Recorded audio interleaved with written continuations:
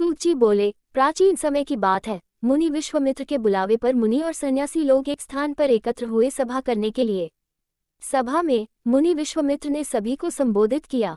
मुनि विश्वामित्र ने कहा कि हे मुनियों, आश्रमों में दुष्ट राक्षस यज्ञ करने वाले हमारे लोगों को अपना भोजन बना लेते हैं, यज्ञों को नष्ट कर देते हैं, जिसके कारण हमारे पूजा पाठ ध्यान आदि में परेशानी हो रही है। इसलिए अब हमें तत्काल उनके कुकृत्यों से बचने का कोई उपाय अवश्य करना चाहिए। का ध्यान।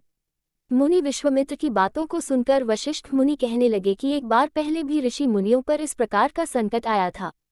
उस समय हम सब मिलकर ब्रह्माजी के पास गए थे। ब्रह्माजी ने ऋषि मुनियों को संकट से छुटकारा पाने के लिए उपाय बताया था। ऋषि लोगों ने ध्यानपूर्वक वशिष्ठ मुनि की बातों को सुना और कहने लगे कि वशिष्ठ मुनि ने ठीक ही कहा है, हमें ब्रह्मदेव की ही शरण में जाना चाहिए। ऐसा सुन सब ऋषि मुनियों ने स्वर्ग को प्रस्थान किया। मुनियों के इस कष्ट को सुनकर ब्रह्माजी को बड़ा आश्चर्य हुआ। ब्रह्माजी कहने लगे कि हे मुनियों, राक्षसों से तो स्वर्ग में रहने वाले देवता को भी भय लगता रहता है, फिर मनुष्यों का तो कहना ही क्या, जो बुढ़ापे और मृत्यु के दुखों में लिप्त रहते हैं। उन राक्षसों को नष्ट करने में श्री विश्वकर्मा समर्थ हैं। आप लोग श्री विश्वकर्मा की शरण में जाएं। विश्वकर्मा जी ने इन खास इमारतों का किया था निर्माण। जानिए उनके परिवार के बारे में विस्तार से। इस समय पृथ्वी पर अग्नि देवता के पुत्र मुनि अगिरा यज्ञों में श्रेष्ठ पुरोहित हैं और जो श्री विश्वकर्मा के भक्त हैं वही आपके दुखों को दूर कर सकते हैं। इसलिए ही मुनियों, आप उन्हीं के पास जाएं। सूत जी बोले, ब्रह्माजी के कथन के अनुसार मुनि लोग अगिरा ऋषि के पास गए।